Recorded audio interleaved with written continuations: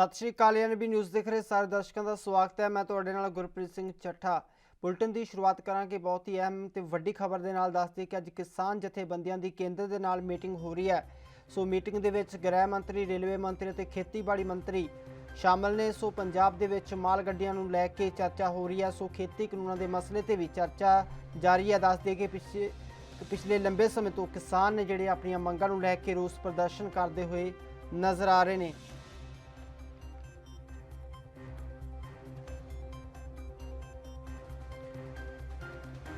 सो अज किसान जथेबंदियां की केंद्र के नाल अहम मीटिंग चल रही है। सो मीटिंग के विच गृह मंत्री, रेलवे मंत्री, खेतीबाड़ी मंत्री शामिल ने। सो दस दी कि पंजाब दे विच माल गड्डियां नूं लै के विचार चर्चा हो सकती है ते पिछले लंबे समय तो किसान केंद्र के खेती कानूनों के विरोध में रोस प्रदर्शन करते नजर आ रहे हैं। उस मसले ते भी विचार चर्चा होएगी। सो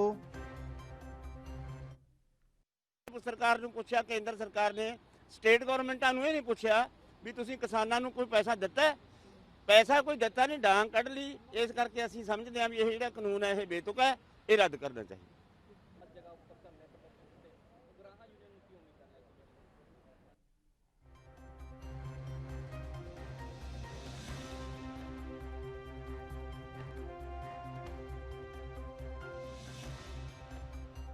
सो अज किसान जथेबंदियां की केंद्र के नाल अहम मीटिंग है। दस दिए कि पंजाब के मसलिਆਂ ਨੂੰ ਲੈ के किसानों के वलों केंद्र के नाल मीटिंग है। सो खेती कानूनों के मसले ते विचार चर्चा होएगी। सो दस दिए कि पिछले लंबे समय तो किसान अपन मंगां नूं लै के रोस प्रदर्शन करते नजर आ रहे हैं।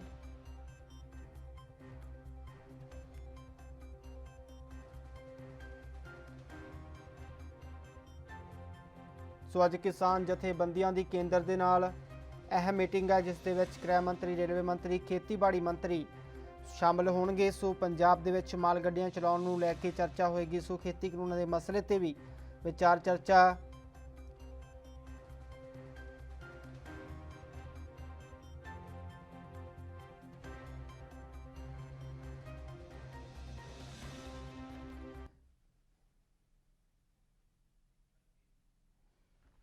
सो पिछले लंबे समय तो किसान ने जिहड़े अपन हकी मंगां नूं लै के रोस प्रदर्शन करते नजर आ रहे हैं। सो केंद्र खिलाफ लगातार किसानों के धरने जारी ने। पंजाब के ਵੱਖ-ਵੱਖ शहरों के विच रेलवे स्टेशनों के उत्ते, रिलायंस पंपां तो इलावा ਵੱਖ-ਵੱਖ थावां ते किसान ने जिहड़े वो लंबे समय तो अपने परिवारों समेत धरने लाई बैठे ने। ते इक्को एक किसानों की मंग है कि जो केंद्र वालों इस साल खेती कानून लिआंदे ने उन्हां नूं रद्द किया जाए।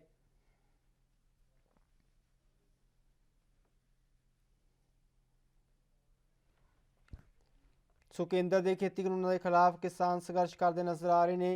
उत्थे ही दस दिए कि केंद्र के नाल भी किसानों की पहला कई बार मीटिंग हुई है। सो बेसिट्टा रहने तो बाद लगातार मीटिंगों का दौर जारी है। सो कल किसान जथेबंदियां की जिहड़ी आपस में मीटिंग हुई सी, उस दे विच भी यही फैसला किया गया सीगा कि वो केंद्र के नाल मीटिंग दे लई जाणगे ते अपनियां मंगां केंद्र दे अगे रखणगे। इस तरह की गल जिहड़ी किसान जथेबंदियां के आगुआं दे वल्लों कही गई सी। सो उस दे चलदे अज मीटिंग हो रही है।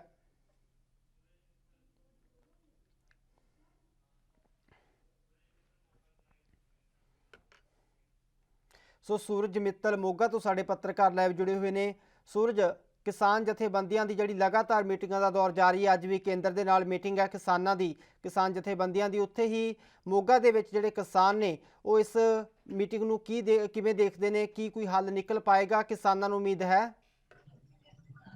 बिल्कुल जी किसानों की इको ही पुरानी मंग हैगी है जिहड़े ऑर्डीनेंस रद्द करने लई अज भी जिहड़ी मीटिंग होण जा रही हैगी उहदे विच किसान आगू ते जथेबंदियां दे पहुंचे हुए हैं। उत्थे मीटिंग होगी, उस तो बाद की नतीजा सामने आंदा इह तां आउण वाले समय च पता लगूगा। पर पिछले लंबे समय तो जिहड़े किसान हैगे आ ये संघर्ष करते आ रहे हैं। उन्हां दी इको मंग है इह बिल नूं रद्द किया जावे। 1 अक्तूबर तो जिहड़े धरने चालू होए आ।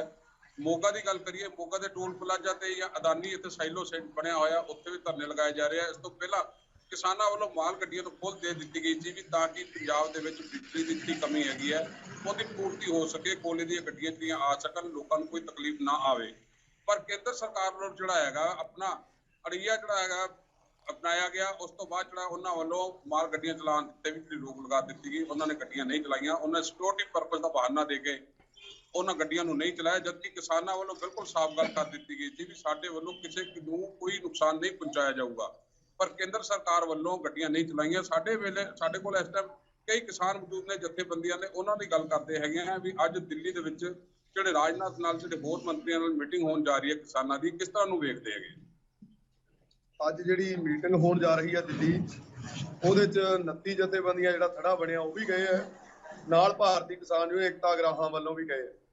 ਯਾਨੀ ਸਾਡੇ ਸੂਬਾ ਆਗੂ ਨੇ ਪਹਿਲਾਂ ਵੀ ਕਿਹਾ ਵੀ ਜਿਹੜੀ ਮੀਟਿੰਗ ਕਰਨੀ ਹੈ ਉਹਦੇ ਵਾਸਤੇ ਜਿਹੜਾ ਪਹਿਲਾਂ ਰਾਹ ਪੱਧਰਾ ਹੋਣਾ ਚਾਹੀਦਾ ਹੈ, ਵੀ ਜਿਵੇਂ ਇਹਨਾਂ ਦਾ ਤਾਨਾਸ਼ਾਹੀ ਫਰਮਾਨ ਹੈ ਵੀ ਅਸੀਂ ਰੇਲਾਂ ਨਹੀਂ ਚਲਾਉਂਦੇ, ਇੱਥੇ ਮਤਲਬ ਰੇਲਾਂ ਰੋਕੀਆਂ ਹੋਈਆਂ ਪੰਜਾਬ ਦੇ ਵਿੱਚ ਆਉਣ ਤੋਂ, ਉਹ ਗੱਲਾਂ ਜਿਹੜੀਆਂ ਤਣਾਅ ਵਾਲੀਆਂ ਨੇ, ਜਿਹਦੇ 'ਚ ਉਹ ਬਹੁਤ ਘੱਟ ਹੈ ਜਿਹੜਾ ਉਹ ਸਿੱਟੇ ਨਿਕਲਣ ਦੇ ਅਸਾਰ ਹੈਗੇ ਆ।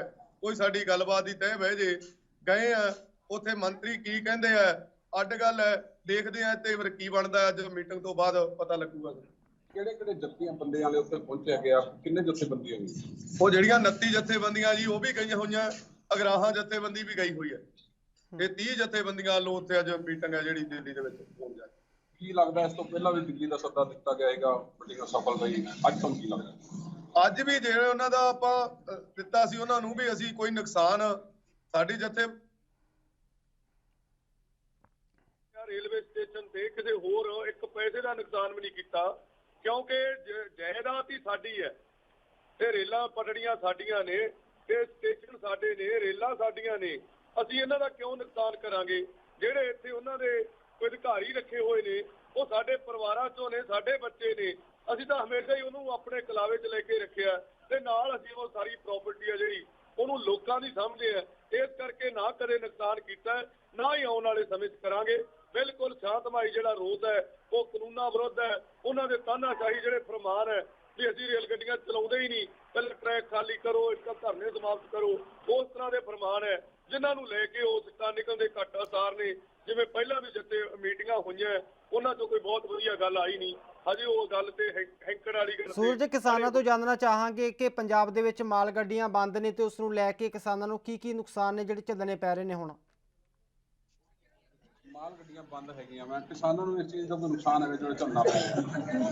ਕਿਸਾਨਾਂ ਨੂੰ ਨੁਕਸਾਨ ਤਾਂ ਹੈਗਾ ਜੇ ਇਹਨਾਂ ਦੇ ਕਹਿ ਰਹੇ ਨੇ ਜਿਹੜੇ ਕੋਈ ਹੈਗੇ ਆ ਲਾਉਣ ਵਾਲੇ ਅੰਦਾਜ਼ੇ ਵੀ ਇੱਥੇ ਯੂਰੀਆ ਖਤਮ ਹੈ, ਘੱਟ ਆ ਰਹੀ ਹੈ, ਕਿਸਾਨਾਂ ਦਾ ਇਹ ਨੁਕਸਾਨ ਹੋ ਗਿਆ, ਇੱਥੇ ਹੋਰ ਮਾਲ ਨਹੀਂ ਆ ਰਿਹਾ। ਆਉਣ ਵਾਲੇ ਸਮੇਂ 'ਚ ਕੋਈ ਇਸ ਤਰ੍ਹਾਂ ਦੀ ਸਮੱਸਿਆ ਖੜੀ ਹੋ ਸਕਦੀ ਹੈ, ਜਿਵੇਂ ਬਿਜਲੀ ਦਾ ਸੰਕਟ ਹੈ ਕੋਈ, ਉਹ ਵੀ ਆ ਸਕਦਾ ਹੈ, ਜਿਵੇਂ ਕੋਲੇ ਦੀ ਘਾਟ ਹੈ, ਕਹਿੰਦੇ ਆਹ ਕਰਾਂਗੇ ਇਹ ਕਰਾਂਗੇ। ਮਤਲਬ ਕਿ ਉਹਨਾਂ ਦਾ ਉਹੀ ਰਵੱਈਆ ਹੈ ਵੀ ਪੰਜਾਬ ਨਾਲ ਇੱਕ ਮਤਰੇਈ ਮਾਂ ਵਾਲਾ ਸਲੂਕ ਹੈ ਜਿਹੜਾ ਰੱਖਦੇ ਆ। ਜੇ ਉਹਨਾਂ ਦਾ ਕਿਸਾਨ ਹਮਾਇਤੀ ਯਾਨੀ ਜਿਹੜੇ ਬਿੱਲਾਂ ਦੀ ਗੱਲ ਕਰਦੇ ਆ ਵੀ ਕਿਸਾਨ ਹਮਾਇਤੀ ਹੈ, ਤੇ ਫਿਰ ਜੇ ਇਹ ਜਥੇਬੰਦੀਆਂ ਕਹਿ ਰਹੀਆਂ ਤੇ ਉਹ ਫਿਰ ਗੱਡੀਆਂ ਚਲਾਉਣ ਦੇ ਵਿੱਚ ਕੀ ਦਿੱਕਤ ਹੈ, ਜਾਂ ਉਹ ਕਿਸਾਨਾਂ ਨੂੰ ਕਿਹੜੀਆਂ ਜਿਹੀਆਂ ਦਿੱਕਤਾਂ ਆਉਂਦੀਆਂ, ਇਹ ਸੰਘਰਸ਼ਾਂ 'ਚ ਵਿਚਾਰਿਆ ਵੀ ਜਾਊਗਾ। ਅੱਜ ਉਹ ਜਥੇਬੰਦੀਆਂ ਵੀ ਜਿਹੜੀਆਂ ਮੀਟਿੰਗ ਕਰਕੇ ਆਉਣਗੀਆਂ ਉਹਨਾਂ ਤੋਂ ਫਿਰ ਅੱਗੇ ਕੀ ਦਿਸ਼ਾ ਨਿਰਦੇਸ਼ ਬਣਦੇ ਆ, ਉਹਨਾਂ ਤਹਿਤ ਜਿਹੜਾ ਸੰਘਰਸ਼ ਹੈ ਆਉਣ ਵਾਲੇ ਸਮੇਂ ਤਿੱਖਾ ਕਰਨ ਜਾ ਰਹੇ। ਸੂਰਜ, ਕੇਂਦਰ ਦੇ ਵੱਲੋਂ ਜਿਹੜਾ ਪ੍ਰਦੂਸ਼ਣ ਨੂੰ ਲੈ ਕੇ ਕਾਨੂੰਨ ਲਿਆਂਦਾ ਗਿਆ ਹੈ, ਜਿਵੇਂ ਕਿ ਕਿਸਾਨ ਨੇ ਜਿਹੜੇ ਉਹ ਵੀ ਆਪਣੀ ਮਜਬੂਰੀ ਦੇ ਕਾਰਨ ਪਰਾਲੀ ਜਲਾਉਂਦੇ ਨੇ ਤੇ ਉਸ ਕਾਨੂੰਨ ਦੇ ਵਿੱਚ ਜਿਵੇਂ 1 ਕਰੋੜ ਰੁਪਇਆ ਜੁਰਮਾਨਾ ਰੱਖਿਆ ਗਿਆ ਤੇ 5 ਸਾਲ ਦੀ ਸਜ਼ਾ ਹੈ, ਉਸ ਕਾਨੂੰਨ ਨੂੰ ਜਿਹੜੇ ਕਿਸਾਨ ਨੇ ਕਿਸ ਨਜ਼ਰੀਏ ਨਾਲ ਦੇਖਦੇ ਨੇ? ਪਰਾਲੀ ਨੂੰ ਲੈ ਕੇ ਵੀ ਜਿਹੜਾ ਹੈਗਾ ਕੇਂਦਰ ਸਰਕਾਰ ਵੱਲੋਂ ਕਾਨੂੰਨ ਲਿਆਂਦਾ ਗਿਆ ਵੀ ਜੁਰਮਾਨਾ ਹੋਊਗਾ, 1 ਕਰੋੜ ਰੁਪਏ ਜੁਰਮਾਨਾ ਹੋਊਗਾ, ਉਸ ਪਾਸੇ ਇਹ ਵੀ ਤਾਨਾਸ਼ਾਹੀ ਫਰਮਾਨ ਹੈ। ਅਸੀਂ ਬਾਰ-ਬਾਰ ਲਗਾਤਾਰ ਕਈ ਸਾਲਾਂ ਤੋਂ ਇਸ ਗੱਲ ਦੀਆਂ ਕਈ ਨੀਤੀਆਂ ਦੱਸੀਆਂ। ਪਰਾਲੀ ਤੋਂ ਗੱਤਾ ਪੈਦਾ ਹੁੰਦਾ, ਪੇਪਰ ਬਣ ਸਕਦਾ, ਗੈਸ ਪੈਦਾ ਹੋ ਸਕਦੀ ਹੈ, ਇਹਦੇ ਗੁਟਕੇ ਬਣ ਸਕਦੇ ਹੈ, ਤੋਂ ਇਮਾਰਤਾਂ ਬਣ ਸਕਦੀਆਂ, ਪਰ ਉਹਨਾਂ ਕਿਸੇ ਗੱਲ ਵੀ ਧਿਆਨ ਦਿੱਤੇ ਤੋਂ ਬਿਨਾਂ ਇੱਕ ਤਾਨਾਸ਼ਾਹੀ ਫਰਮਾਨ ਹੈ ਵੀ ਅਸੀਂ 1 ਕਰੋੜ ਰੁਪਈਆ ਜੁਰਮਾਨਾ ਕਰਾਂਗੇ, ਅਸੀਂ 5 ਸਾਲ ਦੀ ਸਜ਼ਾ ਕਰਾਂਗੇ, ਜਾਣੀ ਜਿਹਦੇ ਤਹਿਤ ਸਿੱਧੀ ਸਾਡੀਆਂ ਜ਼ਮੀਨਾਂ ਤੇ ਅੱਖ ਹੈ ਵੀ ਤੁਹਾਨੂੰ ਪਰਾਲੀ ਸਾੜਨ ਨਹੀਂ ਦੇਣੀ ਜਾਂ ਪਰਾਲੀ ਦਾ ਵਾਹਣ ਚਬਾਉਣਾ। ਕਿਸਾਨਾਂ ਦਾ ਨੁਕਸਾਨ ਹੁੰਦਾ, ਡੀਜ਼ਲ ਮੱਚਦਾ, ਕਣਕ ਨੂੰ ਵੀ ਸੁੰਡ ਪੈ ਜਾਂਦੇ ਨੇ, ਇਹਦਾ ਵਾਸਤੇ ਕੋਈ ਧਿਆਨ ਨਹੀਂ ਦਿੱਤਾ ਗਿਆ। ਇਹ ਸਾਰੀ ਤਾਨਾਸ਼ਾਹੀ ਫਰਮਾਨ ਨੇ। ਸੂਰਜ, ਕਿਸਾਨ ਜਥੇਬੰਦੀਆਂ ਵੱਲੋਂ ਇਸ ਸਾਲ ਜਿਹੜਾ ਦੀਵਾਲੀ ਦਾ ਤਿਉਹਾਰ ਹੈ, ਕੱਲ ਨੂੰ ਦੀਵਾਲੀ ਹੈ, ਦੀਵਾਲੀ ਮੌਕੇ ਜਿਹੜਾ ਕਾਲੀ ਦੀਵਾਲੀ ਮਨਾਉਣ ਦਾ ਐਲਾਨ ਕੀਤਾ ਗਿਆ ਤੇ ਇਹਨੂੰ ਕਿਸਾਨ ਕਿਵੇਂ ਦੇਖਦੇ ਨੇ? ਜਥੇਬੰਦੀਆਂ ਦਾ ਫੈਸਲਾ ਹੈ। ਕੱਲ ਦੀਵਾਲੀ ਹੈਗੀ ਹੈ, ਹਾਂਜੀ, ਕਾਲੀ ਦੀਵਾਲੀ ਮਨਾਉਣ ਦਾ ਐਲਾਨ ਕੀਤਾ ਗਿਆ, ਜਥੇਬੰਦੀਆਂ ਨੂੰ ਕਿਵੇਂ ਦੇਖਦੇ? ਕਾਲੀ ਦੀਵਾਲੀ ਤਾਂ ਹੈ ਠੀਕ ਆ, ਪਰ ਸਾਨੂੰ ਤਾਂ ਇਹ ਲੱਗਦਾ ਹੈ ਵੀ ਵੱਡੀ ਲਹਿਰ ਬਣੀ ਹੈ ਪੂਰੇ ਪੰਜਾਬ ਦੇ ਜਿੱਥੇ ਕਿਸਾਨ ਸੜਕਾਂ ਤੇ ਨੇ, ਵੱਡਾ ਸੰਘਰਸ਼ ਲੜ ਰਹੇ ਨੇ ਤੇ ਆਉਣ ਵਾਲੇ ਜਿਹੜੀਆਂ ਸਮੇਂ 'ਚ ਸਾਰੀਆਂ ਸਟੇਟਾਂ ਇਕੱਠੀਆਂ ਹੋ ਕੇ ਉਹ ਜਾਨੀ ਸੰਘਰਸ਼ ਦੇ ਰਾਹ ਪੈ ਰਹੀਆਂ। ਇਸ ਵਾਸਤੇ ਜਿਹੜਾ ਬੰਦੀ ਛੋੜ ਦਿਵਸ ਮਨਾਉਣੇ ਅਸੀਂ ਦੀਵਾਲੀ ਵਜੋਂ, ਸਾਨੂੰ ਜਾਨੀ ਇਹਦੇ 'ਚ ਨਾ ਤਾਂ ਕਿਸੇ ਨੂੰ ਕਿਹਾ ਜਾਂਦਾ ਵੀ ਕਾਲੀ ਦੀਵਾਲੀ ਹੈ ਨਾ ਚਾਨਣੀ, ਪਰ ਸਾਡੇ ਵਾਸਤੇ ਖੁਸ਼ੀ ਦੀ ਗੱਲ ਹੈ ਵੀ ਪੂਰਾ ਕਿਰਤੀ ਵਰਗ, ਕਿਸਾਨ ਵਰਗ ਸਾਰਾ ਉਸ ਸੰਘਰਸ਼ ਦੇ ਵਿੱਚ ਸ਼ਾਮਲ ਹੈ। ਵੱਡੀ ਪੱਧਰ ਤੇ ਭਾਈਚਾਰਾ ਕਾਇਮ ਹੋ ਰਿਹਾ ਹੈ, ਏਕੇ ਦੇ ਰਾਹ ਪੈ ਰਹੇ ਨੇ ਲੋਕ। ਉਹਦੇ 'ਚ ਕੋਈ ਬਾਹਲਾ ਨਹੀਂ ਲੱਗਦਾ ਵੀ ਕਾਲੀ ਦੀਵਾਲੀ ਵਾਲੀ ਗੱਲ ਹੈ। ਉਹ ਠੀਕ ਹੈ, ਸਾਡਾ ਰੋਸ ਹੈ ਸਰਕਾਰਾਂ ਵਿਰੁੱਧ, ਉਹ ਅਸੀਂ ਕਰ ਰਹੇ ਹਾਂ, ਪਰ ਇਧਰਲੇ ਪਾਸੇ ਜਿਹੜੀ ਵੱਡੀ ਜਿੱਤ ਹੈ, ਅਸੀਂ ਆਪਦਾ ਭਾਈਚਾਰਾ ਇਕੱਠਾ ਕਰਨ 'ਚ, ਉਹਨਾਂ ਨੂੰ ਸਮਝਾਉਣ 'ਚ, ਲੜਾਈ ਦੇ ਰਾਹ ਪਾਉਣ 'ਚ ਉਹ ਕਾਮਯਾਬ ਹੋਏ ਆ, ਜਿਹਦੇ ਨਾਲ ਉਹ ਜੋੜ ਕੇ ਗੱਲ ਚੱਲਦੀ ਹੈ ਵੀ ਠੀਕ ਹੈ, ਜਿਵੇਂ ਕਿਸੇ ਨੂੰ ਲੱਗਦਾ ਉਹ ਦੀਵਾਲੀ ਮਨਾ ਸਕਦਾ। ਸੂਰਜ ਜੀ, ਜਿਸ ਤਰ੍ਹਾਂ ਪਹਿਲਾਂ ਸਵਾਮੀਨਾਥਨ ਰਿਪੋਰਟ ਨੂੰ ਲੈ ਕੇ ਕਿਸਾਨ ਲਗਾਤਾਰ ਮੰਗ ਕਰ ਰਹੇ ਸਨ ਕਿ ਉਸ ਨੂੰ ਲਾਗੂ ਕਰਨਾ ਚਾਹੀਦਾ, ਹਾਲੇ ਤੱਕ ਸਵਾਮੀਨਾਥਨ ਰਿਪੋਰਟ ਕਿਸੇ ਵੀ ਸਰਕਾਰ ਦੇ ਵੱਲੋਂ ਲਾਗੂ ਨਹੀਂ ਕੀਤੀ ਗਈ। ਉਸ ਤੋਂ ਬਾਅਦ ਹੁਣ ਜਿਹੜਾ ਇਹ ਖੇਤੀ ਕਾਨੂੰਨ ਲਿਆਂਦੇ ਗਏ ਨੇ ਕੇਂਦਰ ਸਰਕਾਰ ਵੱਲੋਂ, ਕੀ ਇਹ ਉਸ ਤੋਂ ਵੱਡਾ ਸੰਕਟ ਲੱਗ ਰਿਹਾ ਕਿਸਾਨਾਂ ਦੇ ਉੱਤੇ ਜਿਹੜਾ ਪਿਆ ਹੁਣ?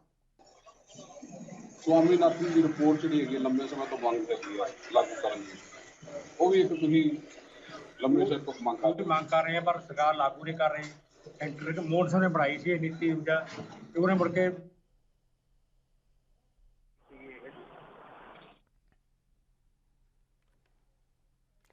ਧੰਨਵਾਦ ਸੂਰਜ, ਤੁਹਾਡਾ ਤਮਾਮ ਜਾਣਕਾਰੀ ਦੇਣ ਦੇ ਲਈ। ਸੋ ਦੱਸ ਦਈਏ ਕਿ ਅੱਜ ਕਿਸਾਨ ਜਥੇਬੰਦੀਆਂ ਦੀ ਮੀਟਿੰਗ ਹੋ ਰਹੀ ਹੈ ਦਿੱਲੀ ਦੇ ਵਿੱਚ ਕੇਂਦਰ ਦੇ ਨਾਲ। ਸੋ ਦੇਖਣ ਵਾਲੀ ਗੱਲ ਹੋਵੇਗੀ ਕਿ ਇਸ ਮੀਟਿੰਗ ਦੇ ਵਿੱਚ ਕੋਈ ਸਿੱਟਾ ਨਿਕਲ ਕੇ ਆਉਂਦਾ ਸਾਹਮਣੇ ਜਾਂ ਨਹੀਂ। ਸੋ ਨਾਲ ਹੀ ਦੱਸ ਦਈਏ ਕਿ ਇਸ ਮੀਟਿੰਗ ਦੇ ਵਿੱਚ ਗ੍ਰਹਿ ਮੰਤਰੀ ਅਮਿਤ ਸ਼ਾਹ, ਰੇਲਵੇ ਮੰਤਰੀ ਪਿਊਸ਼ ਗੋਇਲ ਅਤੇ ਖੇਤੀਬਾੜੀ ਮੰਤਰੀ ਨਰਿੰਦਰ ਸਿੰਘ ਤੋਮਰ ਸ਼ਾਮਲ ਨੇ। ਸੋ ਪੰਜਾਬ ਦੇ ਵਿੱਚ ਰੇਲਾਂ ਬੰਦ ਨੇ, ਮਾਲ ਗੱਡੀਆਂ ਬੰਦ ਨੇ, ਉਸ ਨੂੰ ਲੈ ਕੇ ਵੀ ਵਿਚਾਰ ਚਰਚਾ ਹੋਏਗੀ। ਨਾਲ ਹੀ ਖੇਤੀ ਕਾਨੂੰਨਾਂ ਦੇ ਮਸਲੇ ਤੇ ਖੇਤੀਬਾੜੀ ਮੰਤਰੀ ਨੇ ਜਿਹੜੇ ਉਹ ਇਸ ਮੀਟਿੰਗ ਦੇ ਵਿੱਚ ਸ਼ਾਮਲ ਨੇ, ਉਸ ਮਸਲੇ ਤੇ ਲੈ ਕੇ ਵੀ ਜਿਹੜੀ ਚਰਚਾ ਹੋ ਸਕਦੀ ਹੈ। ਸੋ ਦੱਸ ਦਈਏ ਕਿ ਲਗਾਤਾਰ ਕਿਸਾਨ ਨੇ ਜਿਹੜੇ ਉਹ ਪਿਛਲੇ ਲੰਬੇ ਸਮੇਂ ਤੋਂ ਸੰਘਰਸ਼ ਦੇ ਉੱਤੇ ਬੈਠੇ ਨੇ ਤੇ ਕਿਸਾਨਾਂ ਦਾ ਕਹਿਣਾ ਹੈ ਕਿ ਜਦੋਂ ਤੱਕ ਖੇਤੀ ਕਾਨੂੰਨਾਂ ਦੇ ਵਿੱਚ ਸੋਧ ਨਹੀਂ ਹੁੰਦੀ ਜਾਂ ਇਹਨਾਂ ਨੂੰ ਪੂਰੇ ਤੌਰ ਤੇ ਖਾਰਜ ਨਹੀਂ ਕਰ ਦਿੱਤਾ ਜਾਂਦਾ, ਉਦੋਂ ਤੱਕ ਕਿਸਾਨ ਨੇ ਜਿਹੜੇ ਉਹ ਆਪਣੇ ਘਰਾਂ ਨੂੰ ਨਹੀਂ ਜਾਣਗੇ ਅਤੇ ਇਸੇ ਤਰ੍ਹਾਂ ਉਹਨਾਂ ਦੇ ਪ੍ਰਦਰਸ਼ਨ ਨੇ ਉਹ ਜਾਰੀ ਰਹਿਣਗੇ।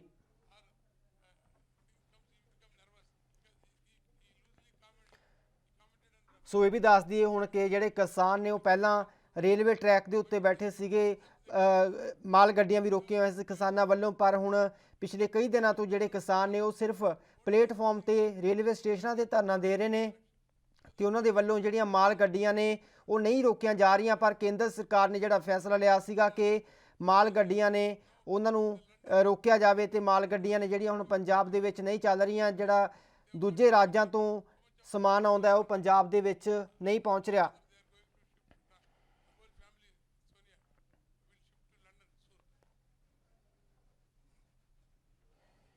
ਮੈਂ ਤੁਹਾਨੂੰ ਦੱਸ ਦਈਏ ਕਿ ਅੱਜ ਕਿਸਾਨਾਂ ਦੀ ਕੇਂਦਰ ਦੇ ਨਾਲ ਮੀਟਿੰਗ ਚੱਲ ਰਹੀ ਹੈ। ਸੋ ਪੰਜਾਬ ਦੇ ਮਸਲਿਆਂ ਨੂੰ ਲੈ ਕੇ, ਕਿਸਾਨਾਂ ਦੇ ਮਸਲਿਆਂ ਨੂੰ ਲੈ ਕੇ ਕਿਸਾਨ ਜਥੇਬੰਦੀਆਂ ਦੀ ਮੀਟਿੰਗ ਹੈ ਜਿਹੜੀ ਉਹ ਕੇਂਦਰ ਦੇ ਨਾਲ ਚੱਲ ਰਹੀ ਹੈ, ਜਿਸ ਦੇ ਵਿੱਚ ਖੇਤੀਬਾੜੀ ਮੰਤਰੀ, ਰੇਲਵੇ ਮੰਤਰੀ ਅਤੇ ਅਮਿਤ ਸ਼ਾਹ ਗ੍ਰਹਿ ਮੰਤਰੀ ਇਸ ਮੀਟਿੰਗ ਦੇ ਵਿੱਚ ਸ਼ਾਮਲ ਨੇ। ਸੋ ਦੇਖਣ ਵਾਲੀ ਗੱਲ ਹੋਵੇਗੀ ਕਿ ਮੀਟਿੰਗ ਦੇ ਵਿੱਚ ਕਿਸਾਨਾਂ ਦੇ ਜਿਹੜੇ ਮਸਲੇ ਨੇ ਉਹਨਾਂ ਦਾ ਕੋਈ ਹੱਲ ਨਿਕਲ ਕੇ ਸਾਹਮਣੇ ਆਉਂਦਾ ਜਾਂ ਨਹੀਂ, ਕਿਉਂਕਿ ਇਸ ਤੋਂ ਪਹਿਲਾਂ ਵੀ ਕਿਸਾਨ ਜਥੇਬੰਦੀਆਂ ਦੀ ਕੇਂਦਰ ਦੇ ਨਾਲ ਕਈ ਵਾਰ ਮੀਟਿੰਗ ਹੋ ਚੁੱਕੀ ਹੈ।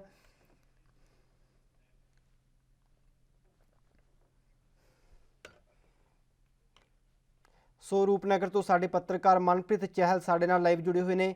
ਮਨਪ੍ਰੀਤ, ਕਈ ਵਾਰ ਕੇਂਦਰ ਦੇ ਨਾਲ ਮੀਟਿੰਗ ਹੋ ਚੁੱਕੀ ਹੈ ਕਿਸਾਨਾਂ ਦੀ, ਸੋ ਅੱਜ ਫਿਰ ਕੇਂਦਰ ਦੇ ਨਾਲ ਮੀਟਿੰਗ ਚੱਲ ਰਹੀ ਹੈ। ਸੋ ਕਿਸਾਨ ਨੇ ਜਿਹੜੇ ਉਹਨਾਂ ਤੋਂ ਜਾਣਨਾ ਚਾਹਾਂਗੇ ਕੀ ਲੱਗਦਾ ਉਹਨਾਂ ਨੂੰ ਕਿ ਇਸ ਮੀਟਿੰਗ ਦੇ ਵਿੱਚ ਕੋਈ ਹੱਲ ਨਿਕਲ ਪਾਏਗਾ ਜਾਂ ਨਹੀਂ? ਗੁਰਪ੍ਰੀਤ ਜੀ, ਭਾਵੇਂ ਕੇਂਦਰ ਸਰਕਾਰ ਵੱਲੋਂ ਮੀਟਿੰਗ ਦਾ ਸੱਦਾ ਦਿੱਤਾ ਗਿਆ ਤੇ ਮੀਟਿੰਗ ਚਾਲੂ ਵੀ ਆ, ਪਰ ਕਿਸਾਨਾਂ ਵੱਲੋਂ ਧਰਨਾ ਪ੍ਰਦਰਸ਼ਨ ਹਾਲੇ ਵੀ ਜਾਰੀ ਆ। ਮੈਂ ਇਸ ਵਕਤ ਰੋਪੜ ਦੇ ਪਲੇਟਫਾਰਮ ਤੇ ਮੌਜੂਦ ਹਾਂ, ਜਿੱਥੇ ਕਿਸਾਨਾਂ ਵੱਲੋਂ ਕਾਲੀਆਂ ਝੰਡੀਆਂ ਆਪਣੇ ਹੱਥਾਂ ਵਿੱਚ ਲੈ ਕੇ ਧਰਨਾ ਪ੍ਰਦਰਸ਼ਨ ਕੀਤਾ ਜਾ ਰਿਹਾ ਹੈ। ਜੀ ਮਨਪ੍ਰੀਤ, ਕਿਸਾਨਾਂ ਤੋਂ ਜਾਣਨਾ ਚਾਹਾਂਗੇ ਕਿ ਇਸ ਮੀਟਿੰਗ ਦੇ ਵਿੱਚ ਕੋਈ ਹੱਲ ਨਿਕਲਣ ਦੀ ਉਹਨਾਂ ਨੂੰ ਉਮੀਦ ਹੈ ਜਾਂ ਨਹੀਂ? ਜੀ, ਮੇਰੇ ਨਾਲ ਕਿਸਾਨ ਜਥੇਬੰਦੀ ਦੇ ਕੋਈ ਨੁਮਾਇੰਦੇ ਮੌਜੂਦ। ਅੱਜ ਮੀਟਿੰਗ ਚੱਲ ਰਹੀ ਹੈ ਜੀ ਦਿੱਲੀ ਦੇ ਵਿੱਚ ਹਾਈ ਪਾਵਰ ਕਮੇਟੀ ਦੇ ਨਾਲ। ਤੁਹਾਨੂੰ ਉਮੀਦ ਹੈ ਕੋਈ ਸਿੱਟਾ ਨਿਕਲਣ ਦੀ ਇਹਦੇ ਨਾਲ? ਦੇਖੋ ਜੀ, ਜਿਹੜੀ ਕੇਂਦਰ ਸਰਕਾਰ ਹੈ ਨੀਤ ਉਹਦੀ ਠੀਕ ਨਹੀਂ। ਅਸੀਂ ਆਸ ਰੱਖ ਕੇ ਤਾਂ ਗਏ ਆ, ਪਰ ਸਾਨੂੰ ਅੰਦਰੋਂ ਜਿਹੜਾ ਭਰੋਸਾ ਨਹੀਂ ਹੈ ਜੀ, ਕਿਉਂਕਿ ਭਰੋਸਾ ਕੇਂਦਰ ਦੇ ਕਰਿਆ ਨਹੀਂ ਜਾ ਸਕਦਾ। ਹੁਣ ਤੱਕ ਮੋਦੀ ਨੇ ਜੋ ਕੀਤਾ ਹੈ ਉਹ ਉਹਨੇ ਨਿਭਾਇਆ ਨਹੀਂ। ਚਾਹੇ GST ਲੈ ਲਓ, ਚਾਹੇ 15 ਲੱਖ ਰੁਪਇਆ ਲੈ ਲਓ, ਚਾਹੇ ਲੈ ਲਓ ਕਿ ਉਹਨਾਂ 2 ਕਰੋੜ ਨੌਕਰੀਆਂ ਨੂੰ ਕਿਹਾ ਸੀ, ਚਾਹੇ ਆ ਹੁਣ ਸਾਡੇ ਪਹਿਲਾਂ ਕਰਜ਼ੇ ਮਾਫ ਕਰਨ ਨੂੰ ਕਿਹਾ ਸੀ। ਕਿਸੇ ਵੀ ਗੱਲ ਤੇ ਅੱਜ ਤੱਕ ਪੂਰਾ ਨਹੀਂ ਉਤਰਿਆ।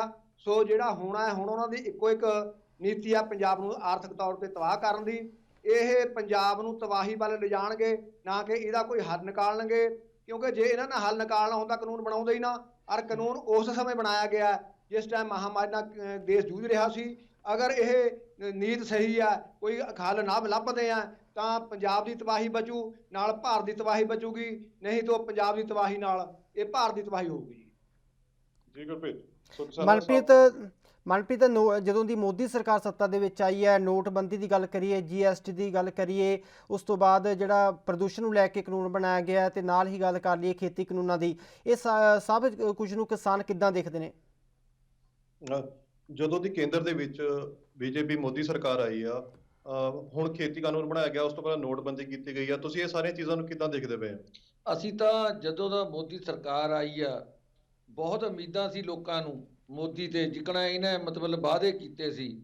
ਪਰ ਜਿੱਦਣ ਦੀ ਇਹ ਸਰਕਾਰ ਨੇ ਆਪਣਾ ਸੰਭਾਲਿਆ ਏ, ਉਦਣ ਦੇ ਹੀ ਇਹ ਸਾਰੇ ਹਿੰਦੁਸਤਾਨ ਨੂੰ ਬੇੜਾਗਰ ਕਰਨ ਤੇ ਤੁਲੀ ਹੋਈ ਆ।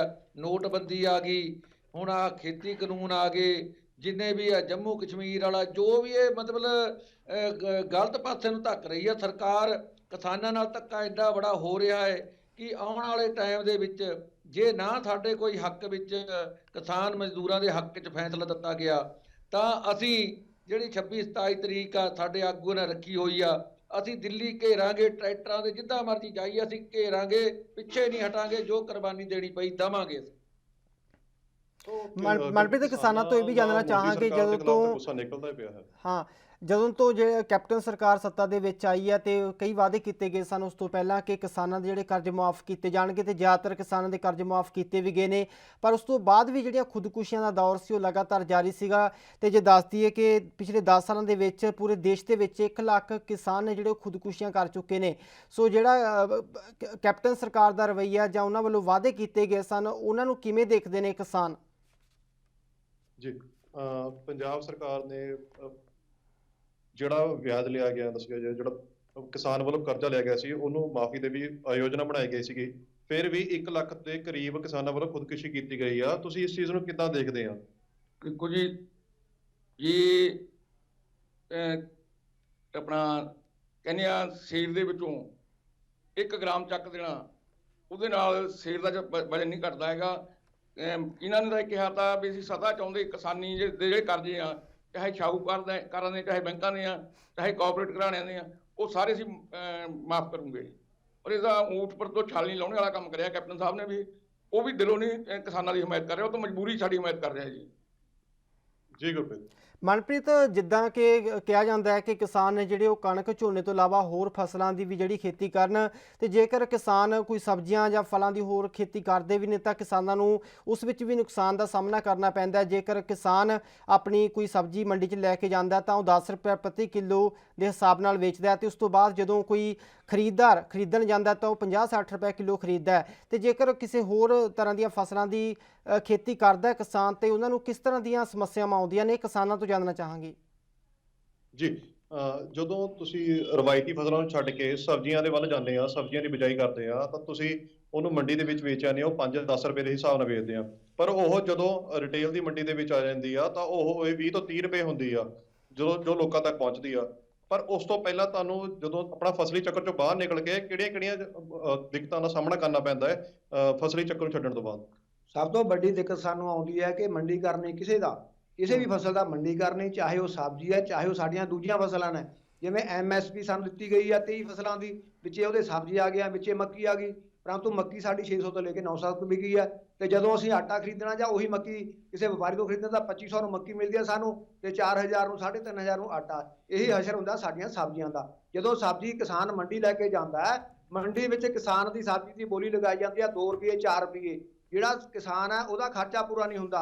ਕਿਸਾਨ ਨੂੰ ਮਜ਼ਦੂਰ ਹੋ ਕੇ ਚਾਹੇ ਗਰੀਬਾਂ ਨੂੰ ਵੰਡਣਾ ਪਵੇ, ਚਾਹੇ ਉਹ ਕਿਸੇ ਗੁਰਦੁਆਰਾ ਸਾਹਿਬ ਦੇਣਾ ਪਵੇ। ਸੋ ਉੱਥੇ ਦਿੱਕਤ ਸਾਨੂੰ ਸਭ ਤੋਂ ਵੱਡੀ ਆਉਂਦੀ ਹੈ ਕਿ ਇੱਕ ਤਾਂ MSP ਜਿਹੜੀ ਸਾਨੂੰ ਦਿੱਤੀ ਜਾਂਦੀ, ਸਾਨੂੰ ਜਿਹੜੀ ਕਹੀ ਜਾਂਦੀ ਉਹ ਦਿੱਤੀ ਨਹੀਂ ਜਾਂਦੀ। ਜੋ ਹੁਣ ਮੋਦੀ ਭਰੋਸਾ ਦੇ ਰਿਹਾ ਸਾਨੂੰ, ਇਹ ਭਰੋਸਾ ਗੱਲਾਂ ਵਿੱਚ ਆ, ਸਾਨੂੰ ਅਸਲੀਅਤ ਵਿੱਚ ਨਹੀਂ। ਅਗਰ ਉਹ ਅੰਦਰੋਂ ਸੱਚੇ ਮਨੋਂ ਸਾਨੂੰ ਦੇਣੀ ਚਾਹੁੰਦਾ MSP ਤਾਂ ਉਹ ਰਿਕਾਰਡ ਤੇ ਲਿਆਵੇ, ਔਨ ਰਿਕਾਰਡ ਦੇਵੇ। ਜਵਾਨੀ ਗੱਲਾਂ ਨੂੰ ਕੋਈ ਕੋਰਟ ਨਹੀਂ ਪੁੱਛੇਗਾ। ਦੂਜੀ ਗੱਲ, ਜਿਹੜਾ ਹੁਣ ਤੱਕ ਇਹਨਾਂ ਦਾ ਵਤੀਰਾ ਰਿਹਾ ਹੈ ਉਹ ਵੀ ਕਿਸਾਨਾਂ ਪ੍ਰਤੀ ਇੰਨਾ ਵਧ ਨਹੀਂ ਰਿਹਾ, ਕਿਸਾਨਾਂ ਨੂੰ ਘਸਿਆਰਾ ਹੀ ਬਣਾਇਆ ਇਹਨਾਂ ਨੇ। ਸੋ ਜਿਹੜੀ ਸਾਨੂੰ ਦਿੱਕਤਾਂ ਆਉਂਦੀਆਂ ਸਾਰੀਆਂ ਇਹੀ ਆਉਣੀਆਂ। ਅਗਰ ਅਸੀਂ ਵਿਭਿੰਨਤਾ ਲਿਆਉਂਦੇ ਵੀ ਆ ਤਾਂ ਸਾਨੂੰ ਪੈਸਾ ਨਹੀਂ ਮਿਲਦਾ। ਜਿਵੇਂ ਹੁਣ ਗੰਨਾ ਹੈ, ਗੰਨਾ ਅਸੀਂ ਇਹ ਵਿਭਿੰਨਤਾ ਲਿਆਂਦੀ, ਗੰਨਾ ਬੀਜਿਆ 2-2 ਸਾਲ ਹੋ ਗਏ, ਸਾਨੂੰ ਗੰਨੇ ਦੇ ਪੈਸੇ ਨਹੀਂ ਮਿਲ ਰਹੇ। ਤੇ ਉਹਦੇ ਬਾਅਦ ਅਗਰ ਅਸੀਂ ਬਾਸਮਤੀ ਬੀਜਦੇ ਆ, ਉਹ ਪ੍ਰਾਈਵੇਟ ਵਪਾਰੀਆਂ ਨੂੰ ਬੀਜਦੇ ਆ, ਵੇਚਦੇ ਆ, ਉਹਦਾ ਰੇਟ ਨਹੀਂ ਸਾਨੂੰ ਪੂਰਾ ਮਿਲਦਾ। ਜੇ ਰੇਟ ਪੂਰਾ ਮਿਲਦਾ ਤਾਂ ਸਾਨੂੰ ਪੈਸੇ ਮਹੀਨੇ 2 ਮਹੀਨੇ ਦੀ ਤਰੀਕ ਪਾਤੀ ਜਾਂਦੀ ਆ। ਕਈ ਕਿਸਾਨ ਤਾਂ ਇਹੋ ਜਿਹੇ ਆ, ਉਹ ਭਟਕ ਰਹੇ ਨੇ ਅਦਾਲਤਾਂ 'ਚ, ਉਹਨਾਂ ਨੂੰ ਪੂਰੀ ਪੇਮੈਂਟ ਨਹੀਂ ਮਿਲ ਰਹੀ, ਜੋ MSP ਤੋਂ ਬਿਨਾਂ ਉਹ ਬਾਹਰ ਵਪਾਰੀਆਂ ਨੂੰ ਜਾ ਕੇ ਫਸਲ ਵੇਚਦੇ ਨੇ। ਸੋ ਜਦੋਂ ਇਹ ਫਸਲ ਦੀ ਵਿਭਿੰਨਤਾ ਵੱਲ ਜਾਂਦੇ ਆ ਤਾਂ ਮੰਡੀਕਰਨ ਦੇ ਕਰਕੇ ਇਹਨਾਂ ਨੂੰ ਬਹੁਤ ਦਿੱਕਤ ਪਰੇਸ਼ਾਨੀ ਦਾ ਸਾਹਮਣਾ ਕਰਨਾ ਪੈਂਦਾ ਹੈ। ਚਾਹੇ ਇਹਨਾਂ ਕੋਲੋਂ ਫਸਲ ਉਥੇ ਔਣੇ ਪੌਣੇ ਦਾਮ ਦੇ ਲੈ ਲਿੱਤੀ ਜਾਂਦੀ ਹੈ, ਪਰ ਬਾਹਰ ਆ ਕੇ ਰਿਟੇਲ ਦੀ ਮਾਰਕੀਟ ਦੇ ਵਿੱਚ ਉਹ ਅਸਮਾਨ ਦੇ ਭਾਅ ਦੇ ਵਿੱਚ ਵੇਚੀ ਜਾਂਦੀ ਹੈ। ਚਾਹੇ ਫਿਰ ਤੁਸੀਂ ਆਲੂ ਪਿਆਜ਼ ਦੀ ਗੱਲ ਕਰ ਲਓ ਜਾਂ ਹੋਰ ਸਬਜ਼ੀਆਂ ਦੀ ਗੱਲ ਕਰ ਲਓ। ਧੰਨਵਾਦ ਮਨਪ੍ਰੀਤ ਤੁਹਾਡਾ तमाम ਜਾਣਕਾਰੀ ਦੇਣ ਦੇ ਲਈ। ਸੋ ਦੱਸ ਦਈਏ ਕਿ ਅੱਜ ਕਿਸਾਨਾਂ ਦੀ ਕੇਂਦਰ ਸਰਕਾਰ ਦੇ ਨਾਲ ਮੀਟਿੰਗ ਚੱਲ ਰਹੀ ਹੈ। ਦੱਸ ਦਈਏ ਕਿ ਇਸ ਦੇ ਵਿੱਚ ਗ੍ਰਹਿ ਮੰਤਰੀ, ਰੇਲਵੇ ਮੰਤਰੀ ਅਤੇ ਖੇਤੀਬਾੜੀ ਮੰਤਰੀ ਸ਼ਾਮਲ ਨੇ। ਸੋ लगातार मीटिंगों का दौर जारी है। सो देखने वाली गल होगी कि अज की इस मीटिंग के कोई ठोस हल निकल के सामने आता है या नहीं।